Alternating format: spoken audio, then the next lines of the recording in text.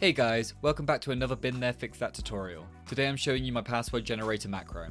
This one's basically just a bit of fun when you suddenly need a password and the production you're on hasn't made a specific one for you to use. I prefer a password related to the show I'm on instead of those completely random strings of letters and symbols you get from other password generators.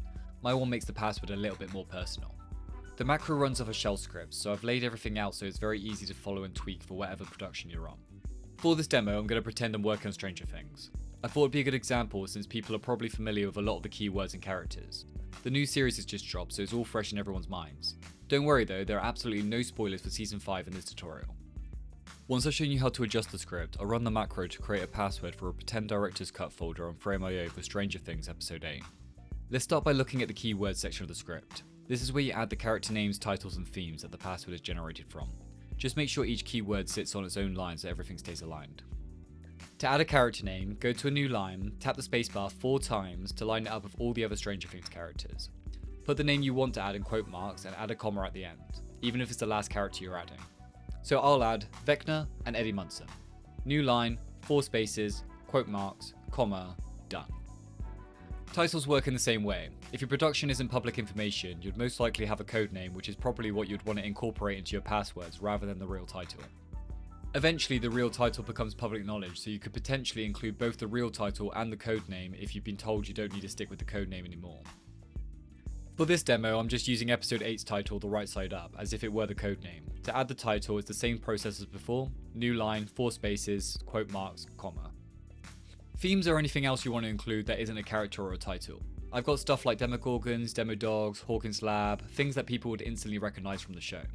I'll add mouth breather as well, so all you need to do is what you did the last 2 times, new line, 4 spaces, quote marks, comma. If we scroll down a bit, we can see section 2 is our password settings. Part A is the length. Right now it's set to generate passwords somewhere between 5 and 10 characters, but you can change that to whatever you want. I'm switching mine so it won't go shorter than 9 or longer than 20 characters. Then part B is forbidden characters, letters and symbols that will not appear in any password. Some letters like lowercase l and capital I can get mistaken for each other. So I've added those along with symbols that I personally don't like seeing in my passwords as I think they look messy. If you want to add anything, just follow the same pattern. New line, 4 spaces, quote marks, comma. Then we have the year. A lot of productions include the year somewhere in their password, so this just tells the generator which numbers to prioritize and how to format the year. Even though it's 2025 right now, I'm changing it to 2026 so you can see me edit the section. It also lines up with our Stranger Things example since episode 8 comes out on the 1st of January 2026 here in the UK. And from section 3 onwards, you don't touch anything else. The rest is just the engine that actually builds the password for you. So let's go to our fake Frame.io link for the director's cut of episode 8 and turn on passphrase. I'll hit the button on my Stream Deck and presto, we've got a password. This one grabbed the mind flare from our themes, then added the year and a couple of symbols. If I generate another, you can see it's pulled our codename title the right side up. And if we do it one more time, it takes Will Byers from our character section and merges it with our theme Hawkins Lab while adding the year and some symbols. Some passwords are better than others. If you don't like one, just generate another. It's really just a bit of fun that gives the password a little personality while keeping it secure. I hope you guys enjoy the macro. It's not the most essential one I've ever made, but it's a fun little tool that could bring a smile to whoever receives the email with the password they need to use.